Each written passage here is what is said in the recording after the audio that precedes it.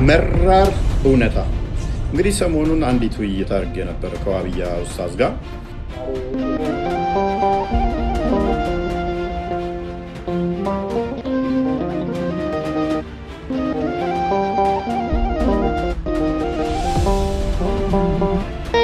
በአዋጅ የሚቆም የአደባባይ ወንጌል የለንም ሲሉ አርቲስት ሸዋፈራው ደሳለኝ መልእክታቸውን አስተላለፉ። ሚስቱን በአሰቃቂ ሁኔታ ገለው በቲክቶክ ቪዲዮ የለቀቀው ግለሰብ ጉዳይ ዲጋ የአጋንንትን ጽዋና የጌታን ጽዋ የጌታን ማዕድና የአጋንንትን ማዕድ አትቀላቅሉ የሚለው የጽዋ ማህበርንና የአጋንንትን የጽዋ ማህበር ነው።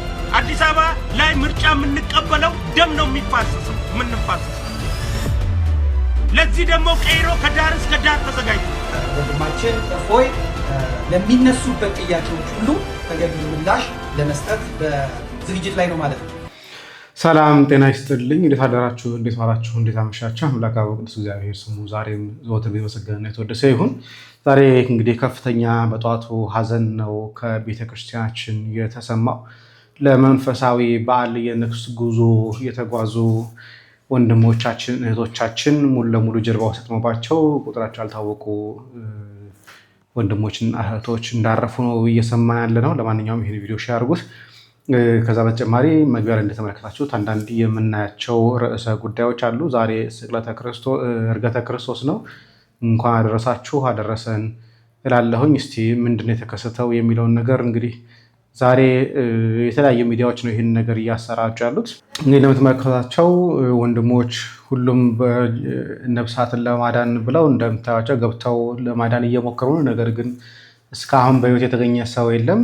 እንደውም መግለጫውን ያየሁት ፈለገ ገነት ሚዲያ የሚል የባህር ዳር ላይ ያለ ሚዲያ ነው። ግንቦት 11 የእናታችን የቅድስት ክርስቶስ ሰምራ ዓመታዊ በዓልን ለማክበር በመጓዝ ላይ የነበረው ኦርቶዶክሳውያን ላይ የደረሰው ድንገተኛ ጀልባ መስጠም ምክንያት ህይወታቸውን ላጡ ወንድም እህቶቻችን እግዚአብሔር አምላክ ነፍሳቸውን በቅዱሳን እጅ ያሳርፍልን እያለን የካቴድራል ሰንበት ትምህርት ቤት የተሰማውን ጥልቅ ሀዘን ይገልጻል ብሎ ፈለገ ገነት ሚዲያ ይህንን የሀዘን መግለጫ ልኮልናል። ሌሎችም ሚዲያዎችም ጭምር ይሄንን ነገር እየጻፉ ነው። ነገር ግን እስካሁን ድረስ በምን ምክንያት ይሄ ጀልባ ሰጠመ፣ እስካሁን ድረስ ምን ያህል ህይወት አለፈ የሚለውን ነገር በዝርዝር የሚታወቅ ነገር የለም። ምክንያቱም እስካሁን ድረስ ብዙ ሬሳ የተገኘ አይመስለኝም። ንግስ አንግሰው ሲመለሱ ነው የሚመስለኝ። ምክንያቱም ግንቦት 11 ነው የእናታችን የቅድስት ክርስቶስን ሰምራ በዓል ለማክበር መንፈሳዊ ጉዞ የተጓዙት የነበረው። ነገር ግን እስካሁን ድረስ ይህ የሚያክል ሰው ተገኘ ተብሎ የተቀመጠ መረጃም ጭምር የለምና በጣም አሳዛኝ ነገር ነው። እግዚአብሔር እውነትን ለመናገር በቅዱሳን ጎን ያሳረፈልን እንጂ ምንም እስቲ የምንጠብቅ ነው። አዲስ መረጃ ካለ አብዴት አድርጋቸዋለሁ። ምን ያህል ሰው ምን ያህል ተረፈ የሚል ነገር የሚኖር ከሆነ የምንመለከተው ነው የሚሆነው።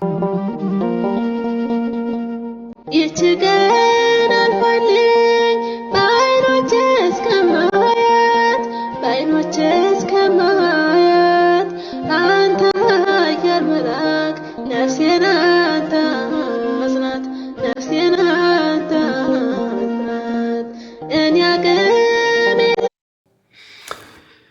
እግዚአብሔር እንደው ምሕረቱን ይላክላቸው ለወንድሞቻችንና ለእህቶቻችን እግዚአብሔር ይማርልን። በእውነት እየተረፉ ካሉ ድንገት የተገኙ ካሉ ደግሞ እንዳልኳችሁ የማሳወቃችሁ ይሆናል። ወደ ወቅታዊ ጉዳዮቻችን እንምጣ። አንዳንድ ሰው ግራ ከመጋባቱ የተነሳ በአንድ ሰው ሁለት የፖለቲካ ፓርቲዎችን እስከ ማስታወቅ ድረስ ደርሷል። ባንዲራው ኢዜማ፣ ልብሱ ብልጽግና። ብቻ የኢትዮጵያ ሕዝብ ከፈለው እንጂ ለማንም ሰው እንደሚሆን ነው የምታዩትና አትዘኑባቸው። አንዳንዴ እውነት ለመናገር ዳቦ ለማግኘት ብለው ለማንም ነው ባንዲራ የሚሆኑት። ለማንም ባንዲራ ይዛሉ በልተው ማድረስ ከቻሉ ድረስ። እንግዲህ ከውስጥ የለበሰው ቲሸርት ናባት የሆነ ጊዜ ላይ ለብልጽግና ፓርቲ ሰላማዊ ሰልፍ ይወጣ ነው። ብዙ ጊዜ ቀበሌ የሚያድለው ሰላማዊ ሰልፍ ሲወጣ ነው። ስለዚህ ሰላማዊ ሰልፍ ወጥቷል። ደግሞ የዚህን ቀን ደግሞ ኢዜማ እንትን እያለ ስለነበር ለኢዜማ ደግሞ ባንዲራ ደግሞ ይዞ ያውደለድላል፣ ያውለበልባል። እና አትፍረዱበት ፕሊስ። በህዝቡ ላይ ግራ ገብቶት ያለ ህዝብ ነው። ታዲያ በአንድ ወቅት ላይ ይሄ የፓርላማ አባል ምን አለ መሰላችሁ? ይባል ቅዠት አይሰራም። አዲስ አበባ ላይ ምርጫ የምንቀበለው ደም ነው የምንፋሰሰው። ለዚህ ደግሞ ቀይሮ ከዳር እስከ ዳር ተዘጋጅተናል። አዲስ አበባ ላይ ምርጫ የሚደረገው ጎንደር ላይ በብሔር ብሔረሰቦች ምርጫ የሚደረግ ከሆነ ነው። መቀሌ ላይ ምርጫ የሚደረግ ከሆነ ነው። ጅጅጋ ላይ ምርጫ የሚደረግ ከሆነ ነው። የሌሎቹ ዋና ከተማዎች በሙሉ ምርጫ አይደረግም። ለምንድን ነው አዲስ አበባ ላይ ምርጫ የሚደረገው? ለምን? ምርጫ የሚባል ቅዠት አይሰራም አዲስ አበባ ላይ። አዲስ አበባ የፍንፍኔ የኦሮሚያ ክልል እምብርት፣ የኢትዮጵያ ዋና ከተማ፣ የአፍሪካ መዲና፣ የአፍሪካ ህብረት መቀመጫ ነች። የሁሉም ብሔር ብሔረሰቦች መኖሪያ ነች። የኦሮሚያ ክልል ባለቤት ነች።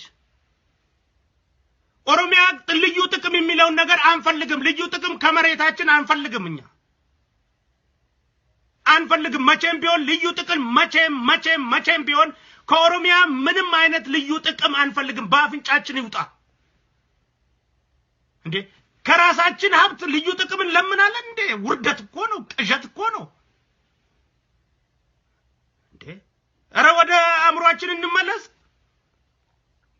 ከራሴ እርሻ እንዴት ልዩ ጥቅም ጠይቃለሁ እንዴ? ልዩ ጥቅም ብሎ ነገር የለም። መስተዳድሯ በሙሉ በኦሮሚያ ስር መመለስ አለበት።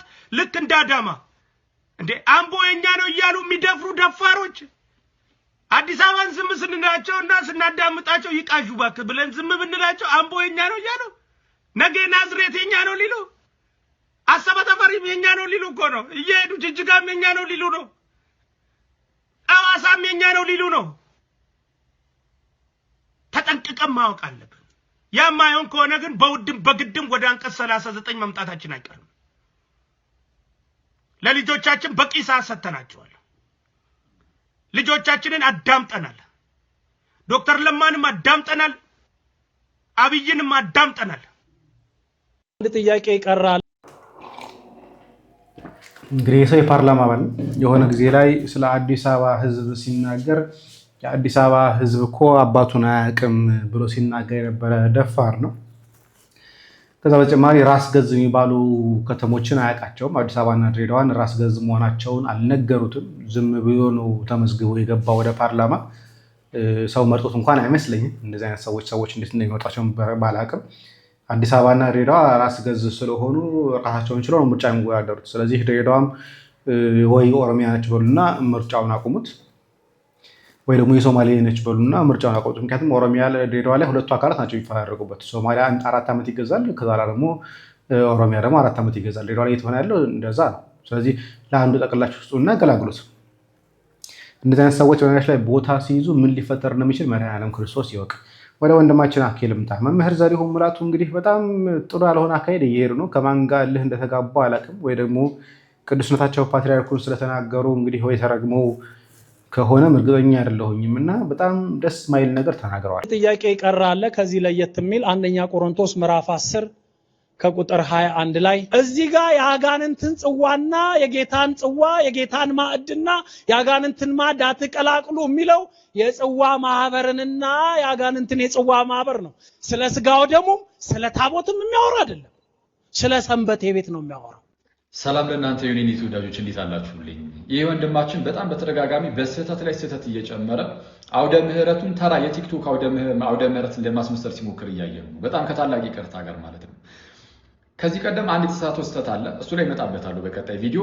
አሁን ግን ምን እያለ ነው? አንደኛ ቆሮንቶስ ምዕራፍ 10 ቁጥር 21 ላይ የጌታን ጽዋና የአጋንንትን ጽዋ ልትጠጡ አትችሉም ይላል። ማለት የጌታን ጽዋ እየጠጣችሁ ደግሞ በጉን ደግሞ የአጋንንትን ጽዋ ልትጠጡ በፍጹም አይቻልም፣ አይገባም ነው እያለ ነው። እና ይህ የጌታ ጽዋ የሚለው የጽዋ ማህበርን ነው። ከዛ ቀጠል አድርጎ ደግሞ ይህም አልበቃውም ሰንበቴ ቤትን ነው የሰንበቴን ነው ብሎ እየተረጎመ ነው። አይደለም፣ ስለ ስጋው ደግሞ እያብራራን የመጣው ዝም ቀላልኩ ዝም ብለህ አውዱን ለማወቅ በል ትንሽ 4 መስመር ይዘህ ከፍ በል። ቁጥር 16 ላይ ሄደ የምንባርከው የበረከት ጽዋ ከክርስቶስ ደም ጋር ህብረት አይደለም ይላል። አይ አክሊል ይሄም ቢሆን የጽዋ ማህበር ነው ትልዩ አይደለም። እኔም አንተም ወሳኝ አይደለንም አይደል? ያው አውዱን ይዤ ምንም ያለምንም ትርጓሜ ይሄን ማየት ይቻላል። እውነቱን ለማየት ግልጽ ስለሆነ ግን እንግዲያውስ ወደ አንድምታው ሂድ። አንድምታውን ገልጠህ ስታነበው አንደኛ ቆሮንቶስ ምዕራፍ 10 ቁጥር 16 ጀምሮ ያለውን ሐሳብ ስለ ስጋው ደሙ እያወራ እንደሆነ በግልጽ ያብራራል። ይሄ አልበቃ ካለ ደግሞ የቅዱስ ዮሐንስ አፈወርቅን ያንኑ ክፍል ያብራራበትን ሆሚሊውን እይ። ስለ ስጋው ደግሞ እንደሆነ ያብራራል ይናገራል። አውዱን ደግሞ መመልከት ከፈለግ አንደኛ ቆሮንቶስ ምዕራፍ 10 ቁጥር 21 አንደ የጠቀስከው ከላይ አንድ ቁጥር ብቻ ከፍበልና ቁጥር 20 ላይ አሕዛብ የሚሰውት ለአጋንንት እንጂ ለእግዚአብሔር እንዳይሆን እላለሁ። ስለዚህ ከአጋንንት ጋር ማህበርተኞች እንድትሆኑ አልፈቅድም ይላል። አሕዛብ የሚሰውት ለአጋንንት እንደሆነ የአጋንንት ጽዋ ሲል ለአጋንንት ስለሚሰዋ መስዋዕት ነው የሚያወራው። የአጋንንት ጽዋ የአጋንንት መስዋዕት ነው። የጌታ ጽዋ ደግሞ የጌታ መስዋዕት ነው። እና እኔ ፕሊዝ በስተት ላይ ስተት አትደርቡ። ይቅርታ እንግዲህ መምህር ዘሪሁን ምን እንደሆነ አላቅም። እውነት ለመናገር ይሄን ሰሞን አጀንዳ እያደረጋሉ እየመጡ ያሉ ቪዲዮዎች ደስ የሚያሰኙ አይደለም። በተለይ ቋንቋ የነሽ ሚዲያ መድኃኔዓለም በሚያውቀው ምንም ነገር ብር ቢያስገኝለት ወይም ወደ ኋላ የሚላል ነው። ከዚህ በፊት እንደምታስታውሱት ቤተልሔም ገብቶ ስጋ አምላክ የሚፈተትበትን ነዋያትን ጭምር ህብስቱን ጭምር በቪዲዮ የሚያሳይ የነበረ ሰው ነው እና አንዳንዴ ለከትና ረግለት ይገባል፣ ሊሚትድ እንሆንለት ይገባል ብዬ አስባለሁ። ሌላኛ ጉዳይ እንምጣ። ቲክቶክ ላይ አንድ ቪዲዮ ሰርቼበታለሁኝ። አንዲት እህት አለች መሰረት የምትባል ያው ሳውዲ ያለችው ምንም አታውቅም፣ መድኃኔዓለም የሚያውቀው ምንም ነገር አታውቅም። ለውይይት ከፈለገች እኔ ያለሁኝ በነገራችን ለውይይቷ መቀበል እችላለሁኝ ፍላጎት ካላት ደጋግመን የምታነሳቸው ብዙ ሀሳቦች ስላሉ ማለት ነው። ስለዚህ በዚህ ጉዳይ ላይ አኬ ወንድማችን ወንጌል ይዞ ያሳልማል።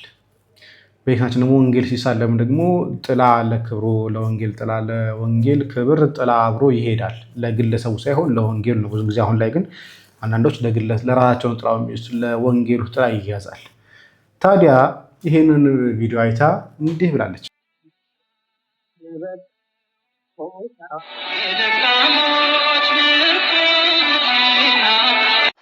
ለማርያም ስል ጥላ ይዞ የቆመው ወገናችን አኬ ነው። አስቡት፣ ይህ ሰው ነው ከኡስታዝ አቡ ሀይደር ጋር ካልተወያየሁ የሚለው ይህን ቪዲዮ ልስራ ስንት ጊዜ ሳቄ መጥቶ እንዳጠፋሁት ማለት ነው።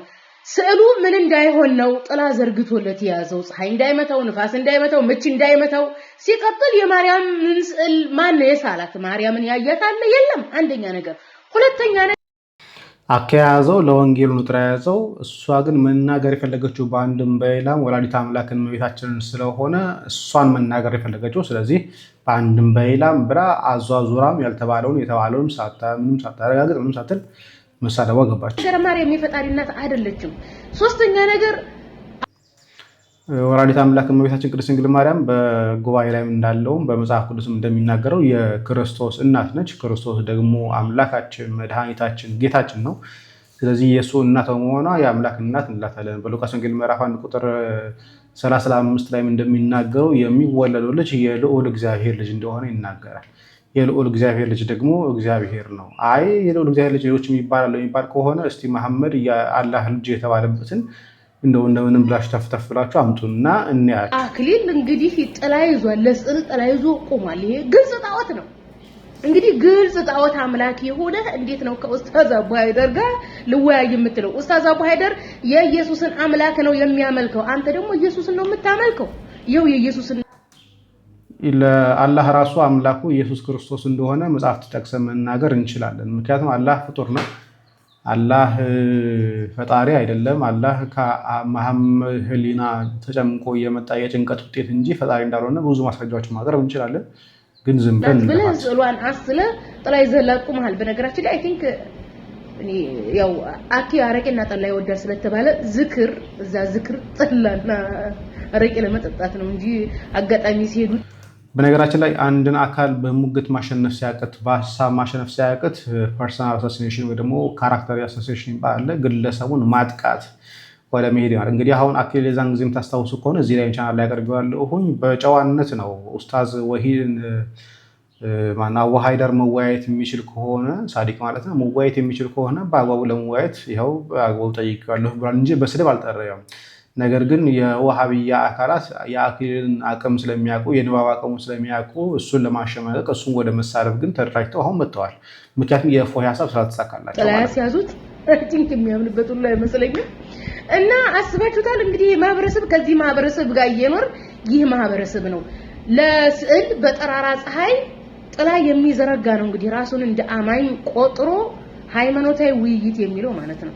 ምንና ምን ነው ቆይ ምናችንን አሁን እነኚህ ናቸው እንግዲህ እንደዚህ ለመተቸት የሚሞክሩት። ሳውዲ አረቢያ ሄደው ሰይጣን ለመደብደብ 7 ጠጠር ድንጋዮችን ለቅሞ ከየትም ሰብስበው አምጥተው ድንጋይ ሲወረውሩ የሚውሉ ሰዎች ናቸው። እንግዲህ ለቅዱስ ወንጌል ጥላ መያዝን ለመተቸት የሚሞክሩት እንዳበደ ሰው ከየትም ተሰባስበው ድንጋይ 7 ጠጠር ሰብስበው መጥተው ወደ ጉድጓድ ውስጥ እየወረወሩ የሚውሉ ሰዎች እነኚህ ሰዎች ናቸው። እንግዲህ ለወንጌል ጥላ ያዙ ተብሎ እየተነቀፉ ያሉት። ነቃፊዎች ደግሞ ሰይጣንን በድንጋይ እንመታለን ብሎ ጉድጓዱ 7 ጊዜ ድንጋይ ሲወረውሩ የሚውሉ ሰዎች ናቸው። እንግዲህ አስቧቸው። ምናችን ነው የሚገናኙ? በፍጹም አንገናኙም። እናንተ ግልጽ ጣዖት አምላኪዎች ናችሁ። እኛ ደግሞ ኢየሱስና ማርያምን የፈጠራቸውን ነው የምናመልከው። ያ ነው የኛ አምላክ። በነገራችን ላይ አላህ ምንም ነገር አልፈጠረም፣ መፍጠርም አይችልም፣ አቅምም የለውም። ኢቭን ኢፍ አዳምን ለመፍጠር እንኳን 40 ዓመት ፈጀበት የሚል መጽሐፍ ይዛችሁ ፈጣሪ ለማድረግ መጣራችሁ በጣም ያስገርማል። የሆነ ሆኖ ግን ሌሎች ጉዳዮቻችን ላይ ሚስቱን በአሰቃቂ ሁኔታ ገለው በቲክቶክ ቪዲዮ የለቀቀው ግለሰብ ጉዳይ እስካሁን የምናውቀው መረጃ ምንድነው? ጉዳዩ በአዲስ አበባ የተፈጸመ አነጋጋሪ ጉዳይ ነው። ሙሉ መረጃውን አቀርባለሁ። በአዲስ አበባ አየር ጤና አካባቢ በሚገኝ አማኒ ሆቴል ውስጥ እሁድ ሚያዝያ 12 ቀን 2018 ዓ.ም ምሽት የልጆቹ እናት የሆነችውን ባለቤቱን አለሚቱ ሸጋውን በአሰቃቂ ሁኔታ ከገደለ በኋላ የሟችን አስክሬን በመቅረጽና የጽሑፍ ዛቻ በማከል ለቤተሰቦቹ ሲልክ የነበረው ተጠርጣሪው ደሳለኝ ሽመልስ በቁጥጥር ስር መዋሉን የአዲስ አበባ ፖሊስ አስታውቋል። የተያዘው ደግሞ በጉራጌ ዞን ውስጥ ነው። ተጠርጣሪው በጉራጌ ዞን ጉታዘር ወለኔ ወረዳ መለል አምባ ከተማ በቁጥጥር ስር የዋለ ሲሆን ከአዲስ አበባ የሄዱ የአዲስ አበባ ፖሊስ አባላትም ግለሰቡን ይዘው ወደ መዲናዋ ተመልሰዋል። የሟች ወላጅ አባት የሆኑት አርሶ አደሩ አቶ ሸጋው ደሳለኝ ገዳዩ በቁጥጥር ስር መዋሉን ሲሰሙ የተሰማቸውን ስሜትና የበዛ ሐዘናቸውንም ለኢትዮጵያ ሕዝብ አስተላልፈዋል። ለቲግቫ ኢትዮጵያ በሰጡት ቃለ ምልልስ ልጄ የእኛ የቤተሰቦቿ አቅም እየደከመ ስለመጣ ሰርታ ራሷንም እኛንም ለመለወጥ ነበር የ3 ዓመት ልጇን እኛ ጋር አስቀምጣ ሄደችም። ልጄ ግን በባሏ ተገደለች። ሰው ለሞት ነው የተፈጠረው። ግን የልጄን አስከሬን በሚዲያ የለቀቀ ቪዲዮ በማንሳት እናንተንም ደግሟቸዋለሁ እያለ የሚናገረው ነገር በጣም እንድንጎዳና እንድንቆስል አድርጎኛል። ቅስሜ ተሰብሯል። እኔ ብሞት ይሻል ነበር ብለዋል። መንግስት ባለበት ሀገር ልጄን ገድሎ ቲክቶክ እንዴት ይጠቀማል የሚለው ያስበው ነበር። አሁን ግን ገዳዩ በፖሊስ በያዙ ሰማ ሟች ልጄን አለሚቱን በህይወት እንዳገኘዋት ተሰምቶኛል። አሁን ግን ወንጀሉም እንደ ማንኛውም ወንጀል ተቃሎ እንዳይታይ እፈልጋለሁ፣ ፍትህ ማግኘት እፈልጋለሁ ሲሉ ተናግረዋል። ወንድማችን እፎይ እንግዲህ ወጣት ከዚህ በፊት አቅርቤላችሁ ነበር።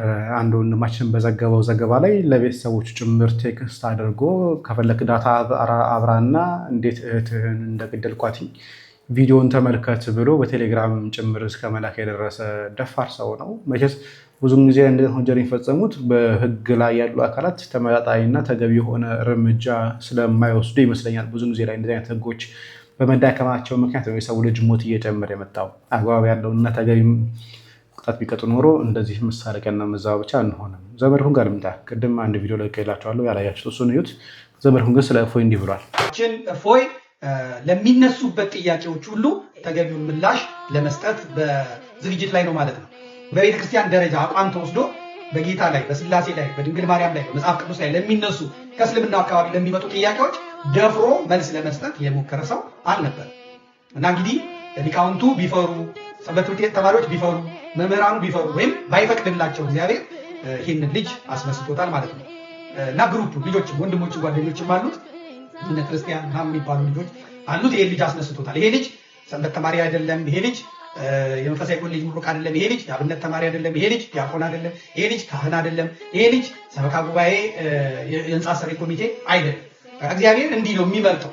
እግዚአብሔር እንዲህ ነው የሚመርጠው እና እናንተ ከምትሄዱበት መንገድም ስቦ ሊመርጥ ይችላል። ለክስ በማያመች መልኩ አቤት እግዚአብሔር ጥበብ፣ አቤት እግዚአብሔር ስራ።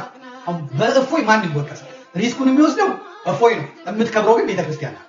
ተመልከት፣ የእግዚአብሔር ስራ የምትከብረው ቤተክርስቲያን ናት። ግን ሪስኩን የሚወስደው ሰማዕትነትን፣ ዋጋውን፣ መራብ፣ መጠማት፣ መሰደድ የወሰደው እሱ ነው። ይሄ ደግሞ ምርጫ ነው፣ በሰው አይሆንም።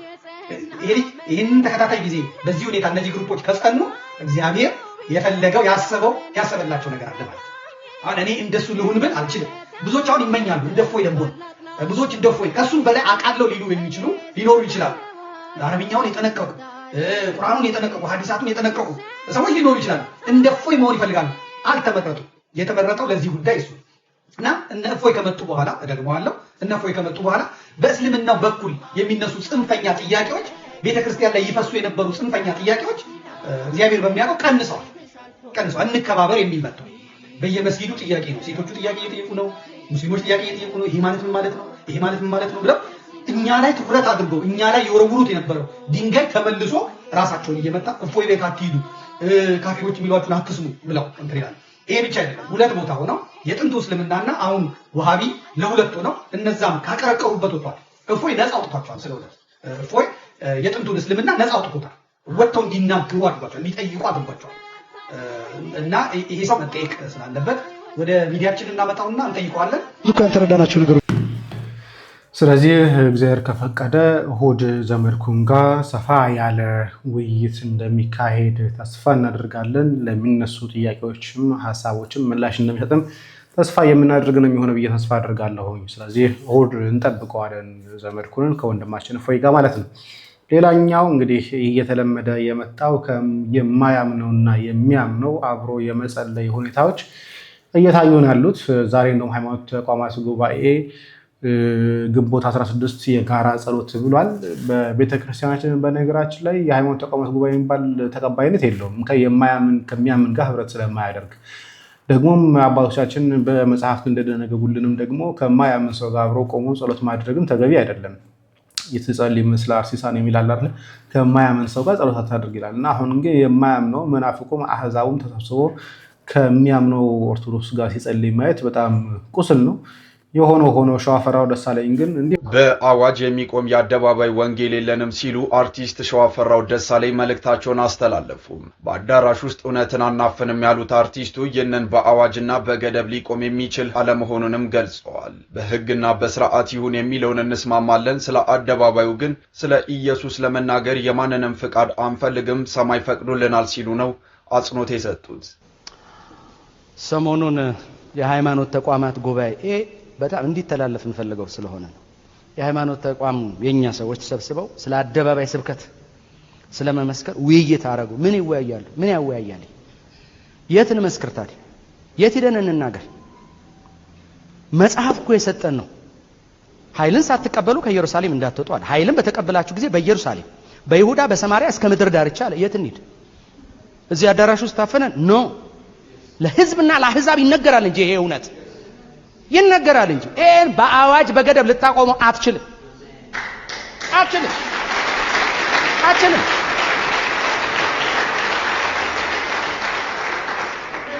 በአዋጅ አይሆንም። በአዋጅ በህግና በስርዓት ይሁን እንስማማለን፣ ችግር የለውም።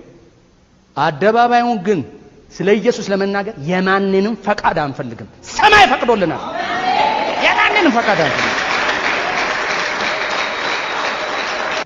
በስርዓት ነገሩን እናረጋለን። አይቻልም ግን ራሱ አይቻልም። ልዩ ጥቅም አግኝታችኋል ወይስ በነፃ በስም? እንግዲህ ከዚህ ጉዳይ ጋር ተገናኘ አንዱ በመንግስት ደረጃ አዋጅ እየወጣ ያለው ማንም ሰው እየጮኸ ነፃነት እንዳይጋፋ እንዳይበክል የድምፅ ብክለትን ጨምሮ ነበረ። ከዛ ጭማሪ ግን አካሄዳቸውን እናውቀዋለን። እልህ፣ መፈላለግ፣ መሰዳደብ ደግሞ እነኚህ ሰዎች ፎከስ አድርገው የሚናገሩት ነጣ ያለበሰ ሲያይ ወይ ደግሞ መስቀል ያንጠለጠለ ሲያይ አሊያም ደግሞ ካህንን ሲያይ ነው። እነዚህ ሰዎች ለመስበክ የሚሯሯጡት እንደውም በሆነ ጊዜ ላቤላቡና ለምንድን ነው አንዋር መስጊድ የሚወጡ ሰዎችን ቆማችሁ ማሰብኩት?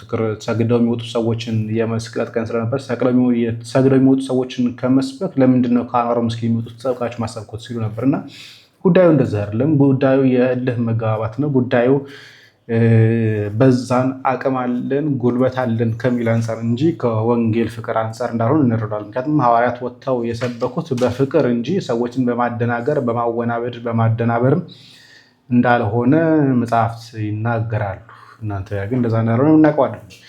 የሆነ ሆኖ ትናንትና አርሰናል ጉዳይ አንስተን ስናወራ ነበር አይደል? ልዩ ጥቅም አግኝታችኋል ወይስ በነፃ በስሜት ነው የምታብዱት? የስ ስለዚህ ጥቅም ቢኖረው ጥሩ ነው። እኔን የምትመለከተው በህልምም ሁላ ታየኛለህ። እኔ ከባድ ሚዛን እርግጠኛ ነኝ የአርሰናል ጨዋታ ብዙ አምርጠዋል። የኔ ቪዲዮ አምልጦ አያውቅም። እኔ ሻምፒየን ሊግ ነኝ አባቴ ሻምፒየን ሊግ ነኝ። የአርሰናል ጨዋታ ብዙ ያመለጣል። ማኝዜ አምልጦ አያውቅም። 15 ዓመት ትከተለኛለህ። የስራው ባህሪ ነው አባ። ሄኖክ ድንቁ አለቀሰ። እንትና ማን ነው ስሙ አለቀሰ። ይሄ ማን ነው? አስጌደ እንደሹ አለቀሰ። ብዙ ሰዎች አልቅሰዋል። የደስታ ነው፣ የመዝናኛ ነው። ደስ ብሏቸዋል። ጥሩ ነው፣ ለጤንነታቸው ጥሩ ነው። 10 አንበሳ ነው እኔን ለማስፈራት። ከ10 አንበሳ ውጪ አላረገው።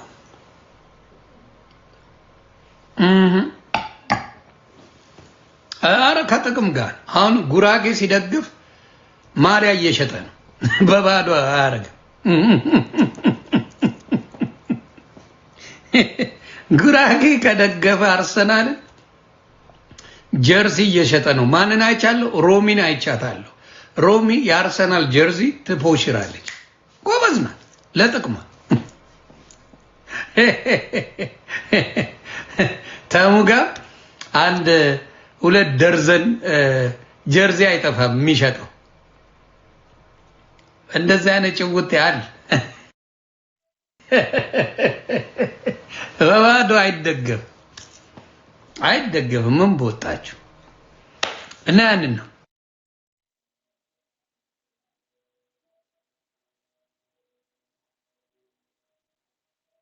መራር እውነታ። እንግዲህ ሰሞኑን አንዲት ውይይት አድርጌ ነበር ከዋብያ ኡስታዝ ጋር። አምላካቸው እግር እንዳለው እርግጠኛ ነው። ጭንቅላት ይኖረው አይኖረው ግን እርግጠኛ አይደለም። ባት እንዳለው እርግጠኛ ነው። አንገት ይኖረው አይኖረው ግን አያውቅም። ደግሞም የነቢያት አምላክ ነው ይለናል። የሚሮጥ የሚወጣ የሚሄድ የሚቀመጥ እንደዚህ አይነት አምላክ የለም። ይሄ የፍጡር ባህሪ ነው እና በዚህ ምክንያት ብዙ ሙስሊሞች ተረብሸዋል። እዚህ ቲክቶክ ላይ ያሉት ውርውር የሚሉ ኡስታዞች ይሄንን ውርደት ይሄንን የደረሰባቸውን ትልቅ ሽንፈት ለመሸፋፈን ድራማ ዕለት ዕለት ይሰራሉ። መሬት ላይ ያለው እውነታ ከቴሌቪዥን ፕሮግራሞቻቸው እስከ መስጊዳቸው ድረስ መነጋገሪያ ሆኗል። እንዴት ነው አምላካችን እግር እንዳለው እናውቃለን፣ ጭንቅላት ይኑረው አይኑረው ግን አናውቅም። ባት እንዳለው እናውቃለን፣ ብልት ይኑረው ግን አይኑረው አናውቅም። ምንድነው እሱ ምናመልከው እያሉ በጣም ተረብሸዋል። ብዙ ጥያቄ እየጠየቁ ነው። አድምጡት። هذا الكافر لا يهم شام ለአላህ ጭንቅላት አለው ወይ የለውም ሲለው ካፊሩ ሊኖረውም ላይኖረውም ይችላል። እንዴት ሊኖረው ይችላል ይላል። ሆድ አለው ወይ ሊኖረውም ላይኖረውም ይችላል። حتى الذكر سبحان الله ሊኖረውም ላይኖረውም ይችላል። ቆይ ይሄ በቁርአኑ ማሾፍ አይሆንም፣ በአላህ ማሾፍ አይሆንም። በአላህ ያሾፈ ያላገጥ አይከፍልም ለውም እያለ ጭንቅላት ሆድ ሊኖረውም ይችላል ላይኖረውም፣ ዘከርም ሊኖረውም ይችላል ላይኖረውም ይችላል። እና ማለት ነው አሁን ራሴን መጠየቅ እና ቤተሰቦቼንም መጠየቅ የምፈልገው ጥያቄ አለ በእስልምና በራሴ በዲኔ ዙሪያ ማለት ነው። ምክንያቱም አሁን ሚዲያ ላይ እንዳየሁት ከሆነ እሱና የሆነች ሴትዮ አላች ሰለፊይ ዋቢ ምናምን እያሉ ሱኒ ምናምን እያሉ ይጋጫሉ። እሺ እኔ ምንድነኝ? እኔ ለኔ መልሱልኝ። አሁን እኔ ምንድነኝ? ማለት እኔ ሱኒ ነኝ፣ ሰለፊ ነኝ፣ ዋቢ ነኝ፣ ሱኒ ነኝ፣ ምንድነኝ? እኔ አሁን ግራ ተጋባው። ማለት ምንድነኝ? እሱ የሚባል ሰውዬ ለፈጣሪ እጅግር አለው ሲል ሰማው። ፈጣሪ እጅግር ካለው እሺ ሚስት አለው ታዲያ 4 ሚስት ነው ያገባው ወይስ ስንት ሚስት ነው ያለው? እሺ ለፈጣሪ እጅግር ካለው እኔ መንፈስ እንደሆነ ነበር ማውቀው። ወይ ፈጣሪ ሆይ አሁን እኔ ግራ ያጋባችሁኝ ነው። እኔ ባስቾካይ አሁን የኔን እንትን ንገሩኝ። እኔ አሁን ሰለፊ ነኝ፣ ሱኒ ነኝ፣ ዋቢ ነኝ፣ ምንድነኝ? እኔ ምንድነው የምከተለው? እኔ ምንድነኝ? እሺ አሁን እኔ ግራ ገብቶኛል፣ ወላሂ ግራ ገብቶኛል። ለኡስታዞች ጥያቄ አቅርቤያለሁ፣ ግራ ገብቶኛል። መልሱልኝ፣ ላላ ብላችሁ መልሱልኝ። እንዴ እኔ ምንድነኝ? እኔ ሰለፊ ነኝ፣ ሱኒ ነኝ፣ ዋቢ ነኝ፣ ምን እንደሆነ ካላቀውም እኔ ከአባቴ የወረስኩትን ዲን ነው እየተከተልኩ ያለሁት።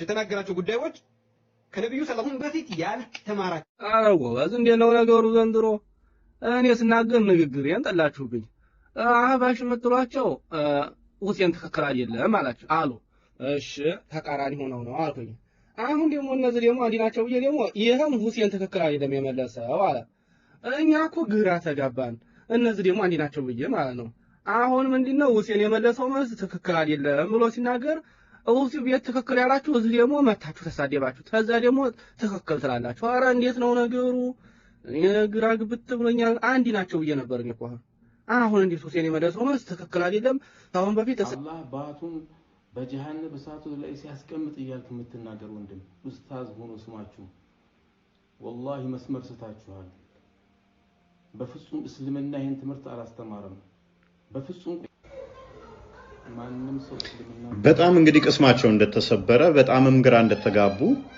አማኞቹ ሲናገሩ ሰምታችኋል አማኞቹ ብቻ ሳይሆን ትልልቅ ኡስታዞቻቸውና ሼኾቻቸው በመስጊድና በቴሌቪዥን ላይ የተናገሩት ነው እግር ተረከዝ ባት አለው ጭንቅላት ይኖረው አይኖረው አናቅም አንገት ይኖረው አይኖረው አናቅም ምንድነው ምናመልከው እያሉ ነው በጣም ግራ ተጋብተዋል ብዙ በሚሊዮን የሚቆጠር ሙስሊም ግራ ተጋብቶ ነው ያለው በተለይም የዋብያው ሴክት እነኚህ የጌታን መንግስት እንዲወርሱ ጸሎት አድርጉላችሁ ክርስቲያኖች በእውነቱ በጣም እንደተሰበሩ በጣም ግራ እንደተጋቡ አነጋገራቸው ያስታውቃል በጣም ብዙ ያላመጣናቸው ቪዲዮዎች አሉ ቲክቶክ ላይ ዞር ዞር ስትሉ የምታገኙት እና እነኚህ የሚያሳዝኑ ፍጡራን አምላካቸውን በደንብ ማያውቁ ተረከዝና ባት ወይንም እግር ለሚያመልኩ እውነተኛውን እግዚአብሔርን አግኝተው ወደ ህይወት ጎዳና እንዲመጡ ጸሎት አድርጉላቸው አሁን ላይ ብለንን ሼር አድርጉት